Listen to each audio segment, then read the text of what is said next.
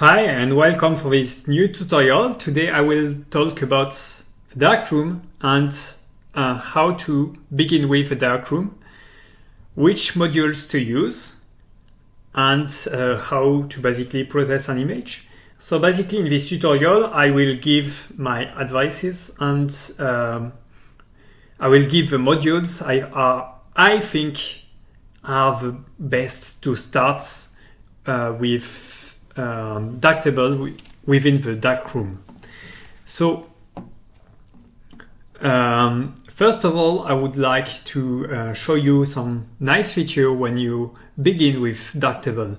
There is this button. When you click on it, it's a contextual help, and if it becomes like this, you can click and it opens automatically the online help of the element you clicked on. So it's a nice way when you need to find some explanation about a module. It's a nice way to get these explanations. So this was the first thing. In darktable there is a lot of modules. They are in different groups: basic group, tone group, color group, correction group, and effect group. And you can add more module with this. And if I want to add chromatic aberration, I click on it. If I want to add it to the favorites tab, I click on it again. And if I want to remove it from the interface, I click again. You have some workspaces which are nice, which basically shows only modules which are good for a particular type of photography. So there is one for architecture and streets, there is one for landscape, there is one for low light and high ISO, there is one for portrait and beauty. So you can start with these workspaces if you want. I've selected a bunch of modules that I put in favorites, and I will talk about these today. I will start with this picture. First of all, I will remove the base curve. So this is all the active modules. I disable the base curves because I will use Filmic to get what I want from my picture, and Filmic and base curves are basically not very friends. So you should disable the base curve if you use Filmic. So the base curve is off, and I will start with the lens correction. We can see it has done the lens correction. Okay, good. And I will start by showing a technique to try to get back some data from the overexposure here.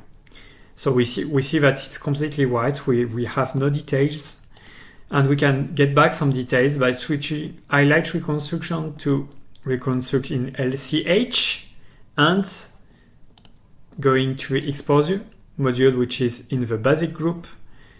You can lower the exposure to get back some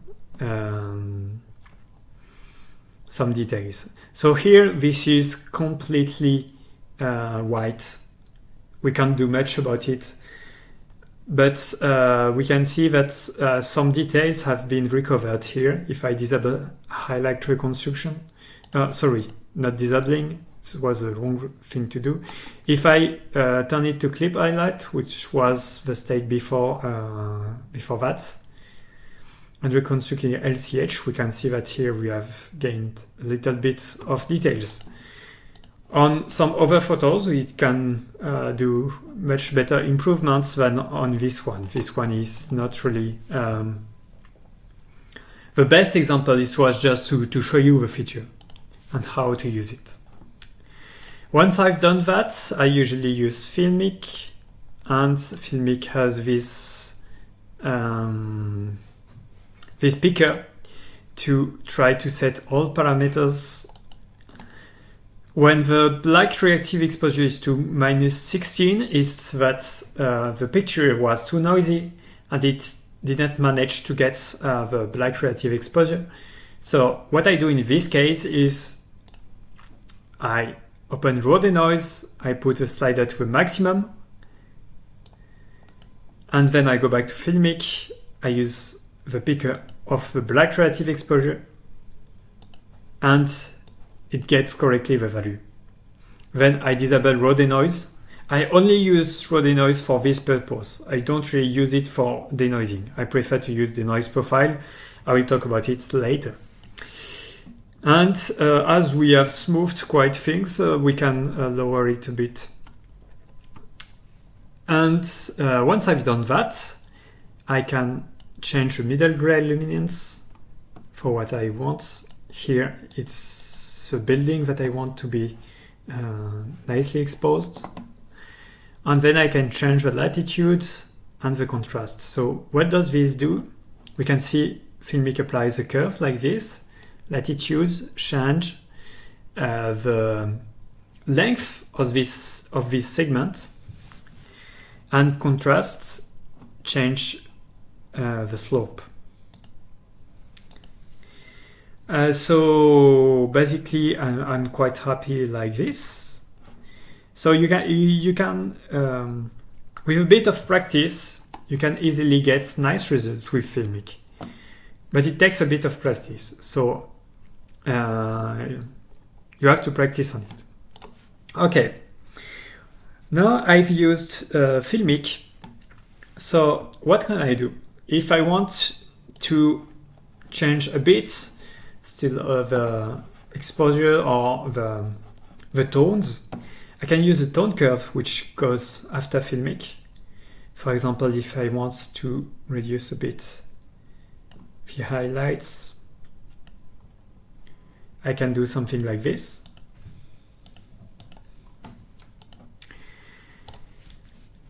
And let's say I want to correct this perspective. We have a module, perspective correction. We can do the correction automatically if it detects enough vertical and horizontal lines.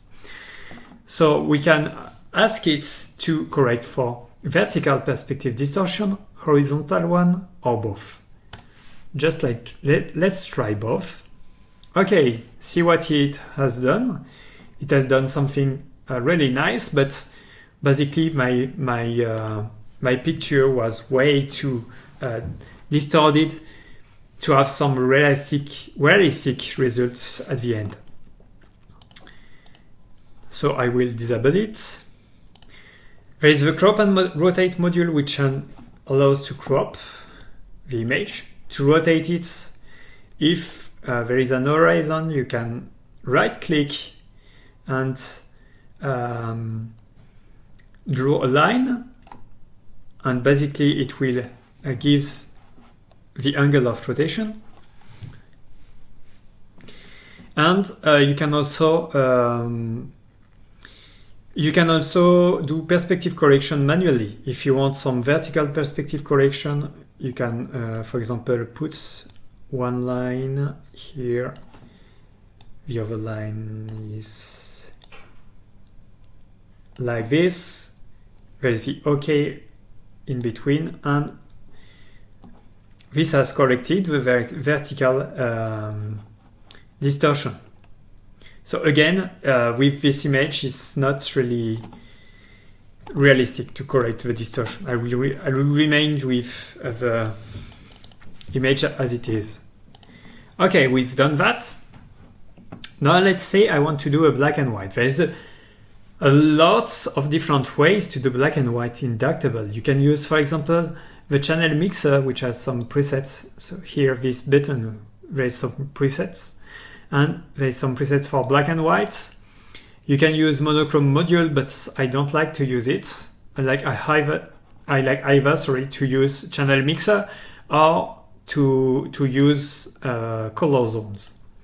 The color zone has a preset for black and white. And the nice thing So what is color zone? First, sorry.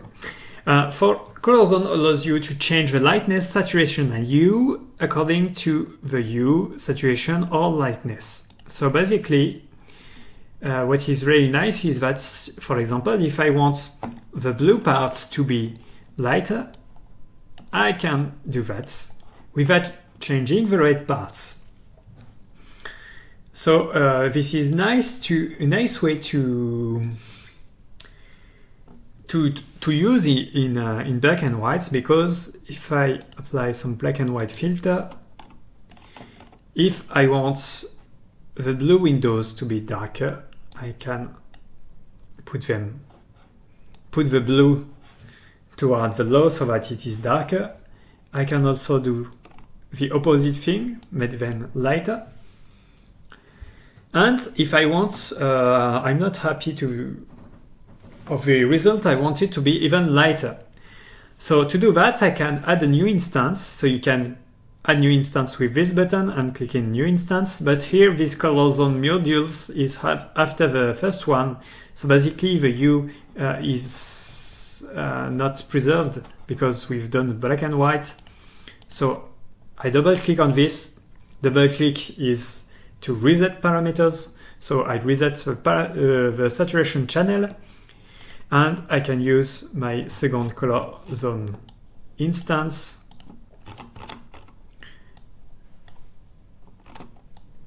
Okay, and here I have been able to have a lighter windows. Okay, so I use a lot this module when I do black and white, but other people use a lot channel mixer. So it's a matter of preference. You can try both if you want. And now if I want more local contrast, I have basically several possibilities. I can use the local contrast module, which is quite doesn't push things too much with the default parameters. You can use the equalizer. The equalizer basically correspond to wavelet decomposition. So basically you have the fine details here, and this acts on coarse details or really blurred things. So basically if you want to act only on very small details, you can only act on this. And if you want something which is more, which is coarser, you can go to the left. We have Luma, we have Chroma, which is for the colors, and the edge panel, I won't talk about it. It impacts the way we split the details into these different scales. So basically, if I want to increase the local contrast for a lot of things, I can push everything like this. So see, it has increased quite a lot the local contrast. And we can also use haze removal, which has a side effect, increases the local contrast.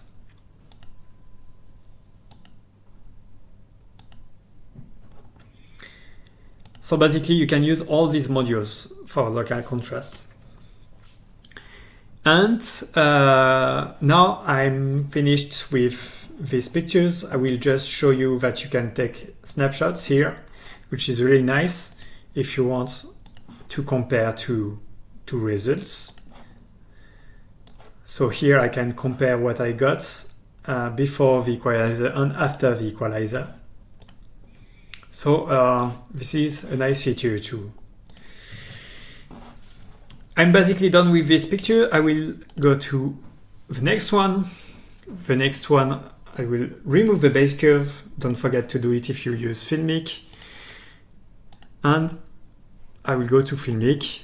It doesn't manage to find the black relative exposure. Same thing as before. Rodenoise. Activate the modules. Smooth everything. Redo the computations for the black relative exposure. This time it worked. And I disable Rodenoise. And I can give a bit more space here. I will adjust the middle gray luminance, the latitude, and contrast.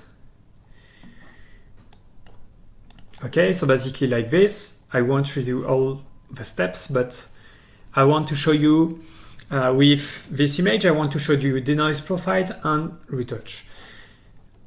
Basically, for denoising, you can use denoise profile, which is quite handy to use. First thing to do is to zoom at 100%. I did that with a middle click of the mouse, but you can do it here. And in denoise profile, you have some presets here. So my advice is, as a beginner, use the presets and watch the tutorials about noise reduction if you want to go into further control, but I won't go into the details for this tutorial. So there is one chroma preset to use on the first instance, then add a new instance and use the luma preset. And it basically reduced the noise quite well. So these are nice to use and work quite well with a bunch of different ISO value. So it's a quick and easy way to denoise pictures. Okay, so now we've now done noise reduction. I will show you the retouch module. See here, my animal has probably been hurt or something like this, and I will try to hide this. The retouch module does a wavelet decomposition, so basically it splits the details according to their coarseness and allows you to heal, clone, blur or fill at each scale. So basically I will decompose in some scales. We can see the different scales with this button. So this is the finest, coarser, coarser, even coarser, and the residual. And basically what I will do here, I will do something quite simple. I will just take the circle and the healing tool and heal with another zone of another part of the image, and seeing the results before and after, you see that it's basically the skin is much smoother, and but the fine details remain. The fine details have not been modified by the module, because I modified only this scale and not the finest ones. So it's a nice module to use, for example, on portraits if you want to remove some impurities or things like this. Okay, and last thing I will talk about, darktable is powerful because in part because it has some blending option. You can use drone masks where you basically draw a mask, and parametric mask, and both of them allow you to apply some module only on parts of the image. So for example, if I do parametric mask, I can select on different channels. For example, the hue channel, here I will select the green. You can use this button to see the mask. And you can change the mask with different parameters. The feathering radius, which basically sticks the mask to the edges, the mask blur, which smooths it, and opacity and contrast, which allows you to have more control on the mask. So for example, here I've tried to have my animal and, well, some things else, but you can do some precise masking if you need. Here I don't need it. And basically what I will do, for example, is apply this equalizer only on this. So basically, we can take a snapshot and compare without any mask. And you can see that the tree below has been, and the background did not have the equalizer when we use the mask. So that's it for this little tutorial about how to begin with the darkroom. I hope it will be useful. Remember, these are only the modules that I think are useful as a beginner, so you can perfectly try the other modules and